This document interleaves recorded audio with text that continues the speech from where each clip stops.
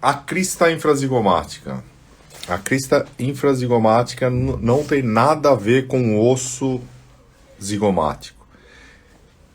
É uma região anatômica da maxila abaixo do osso zigomático. E hoje nós usamos a técnica crista infrazigomática alta e até no processo zigomático da maxila. Então, se eu tenho esse osso aqui, ó, esse é o osso que nós vamos trabalhar, correto? Eu não preciso ficar somente... Eu vou isolar agora esse osso da maxila, ó lá, isolei o osso, correto? Ó lá. Toda essa região aqui nós vamos usar, certo? Vamos voltar um pouco com os dentes, ó lá. Então, nós vamos fazer o seguinte, pessoal, ó, para ficar bem didático. Entre primeiro e segundo molar, essa região é a ideal, ó. Tá vendo? Certo? Entre segundo pré e primeiro molar, essa é uma região boa para pacientes jovens. Então, o nosso plano A é aqui. O nosso plano B é aqui. O plano A nós vamos chamar de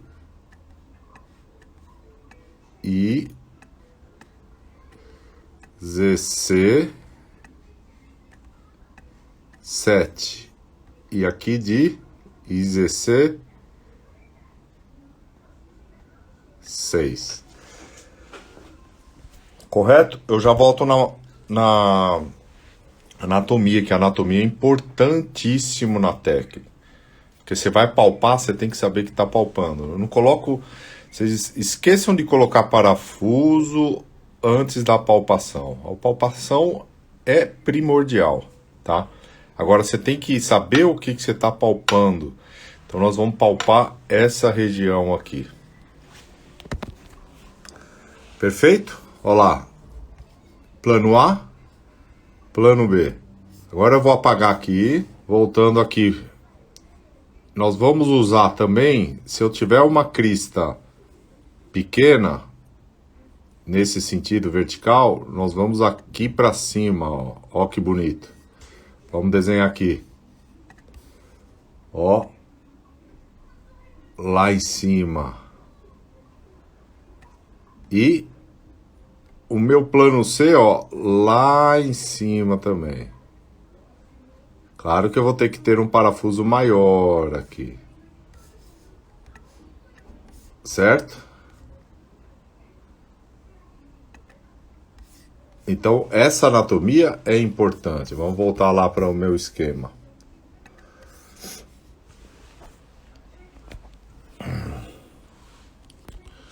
Olha onde que é a crista. Então, a crista infrazigomática é essa região aqui. Ó. Certo? Se for entre segundo pré e primeiro molar,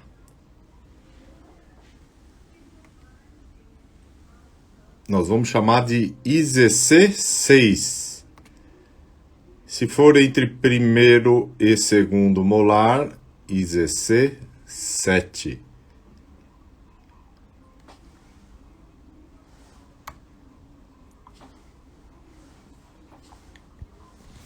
Então, uma técnica que eu quero algo, pensa... Tenho esses dois. Não, vamos lá. Eu tenho... Esse é o meu dente. Lá está a janela. Eu quero que o meu dente vá para a janela. Se eu tenho algo...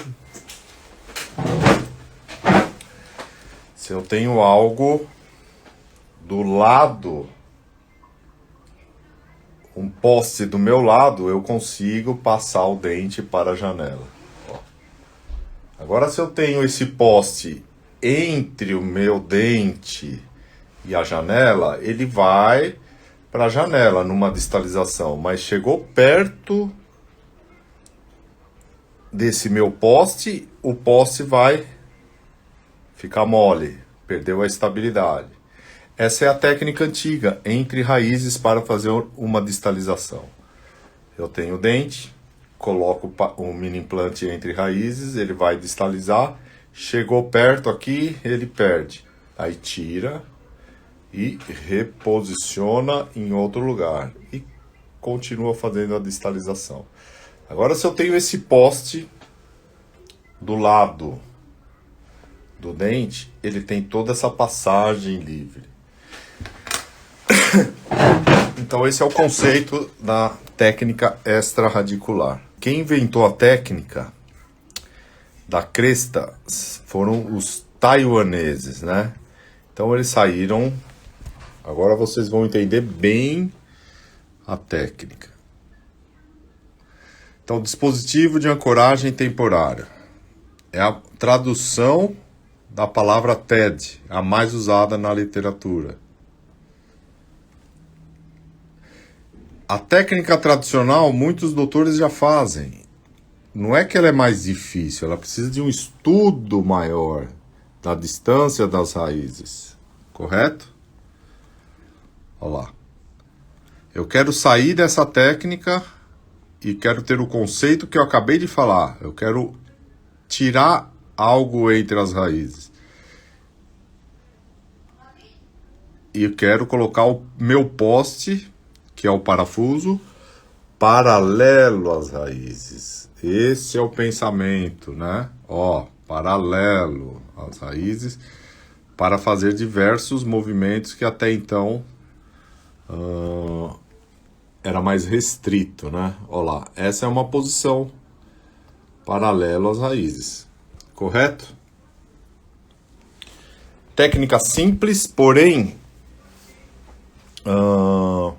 você precisa de material, porque nós vamos usar não só a técnica tradicional da crista infrazigomática. Hoje nós estamos usando ela lá em cima. Então vamos lá.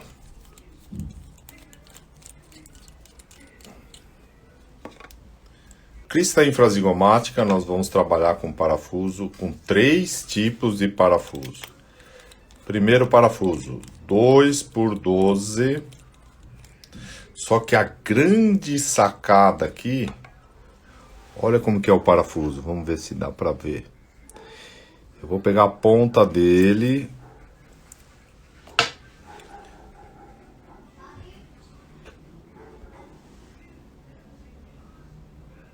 Olha lá, deu pra ver agora o transmucoso dele. Esse transmucoso, ele tem 4,5 milímetros. Vamos ver se dá pra ver agora. No detalhe, isso. Correto? Esse é um parafuso 2x12. Vamos utilizar o parafuso 2x12 agora. Então, a técnica tradicional, o plano A é entre primeiro e segundo molar. Esse é meu plano A. Repare como que eu vou entrar. Ó. Olha a chave de mão. A chave de mão é importantíssimo para o sucesso da técnica. Ela tem que caber bem na palma da tua mão para ser uma técnica bidigital. Agora, se, por exemplo, eu tenho uma palma da mão menor, eu vou escolher uma chave de mão menor. Ó. Por exemplo, essa não é boa para mim. A padrão, que é o meu tamanho. Olha a diferença das duas. Tem aqui por volta de 7 centímetros a mais, a padrão, o que faz toda a diferença para ter uma firmeza na técnica, correto? Então, técnica tradicional, eu vou entrar paralelo ao plano oclusal, certo? Olha a chave de mão. Eu vou contar aqui 8 a 12 giros. Vocês estão vendo que eu não faço força na minha empunhadura. Eu tô fazendo força aqui, ó, empurrando a chave de mão e só girando ela. Então eu não faço força com o meu punho, porque isso aumenta o meu risco de fraturar. Bom, vamos lá. 8 a 12 giros eu começo a mudar a direção, mas mirem, eu continuo inserindo o parafuso, ó. Ó. Ó. Opa. Correto? Olha lá.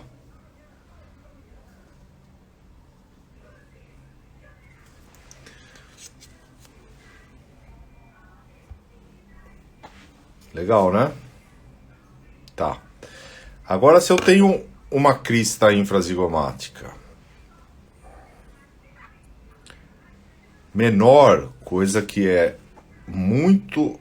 situação que é muito comum com os caucasianos, latinos também, né? Nós podemos usar esse parafuso aqui, ó. 2 por 14.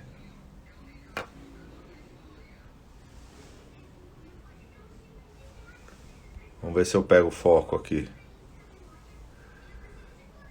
Para vocês verem. Agora deu, transmucoso. Olha lá. Olha o transmucoso, que legal. 6,5 milímetros de transmucoso. Vamos voltar. Vamos voltar. Vamos voltar. Ok? Agora eu vou fazer ele mais alto.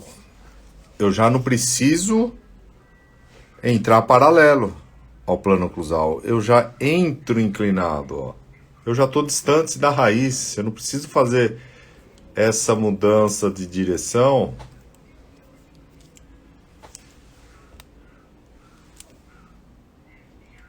Olha lá. Eu já vou entrar inclinado. E vou trabalhar num osso mais duro. Por que que eu tenho que ter um parafuso 2 por 14? Para essa mucosa não inflamar e não cobrir o meu parafuso. Por isso que ele é um parafuso 2 por 14 com transmucoso de mais de 6 milímetros. Correto? E agora, se eu for trabalhar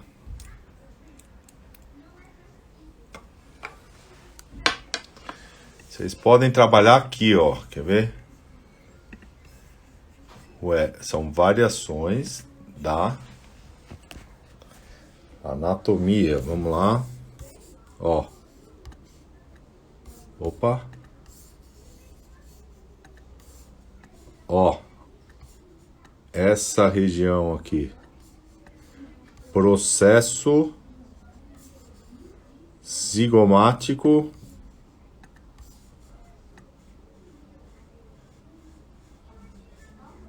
da maxila, estão vendo? Lá em cima. Ó.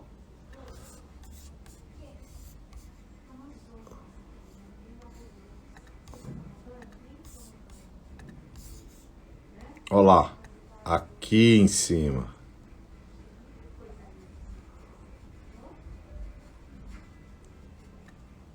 Certo? Por isso que nós vamos usar um parafuso 2,4 por 17. Olha o tamanho dele.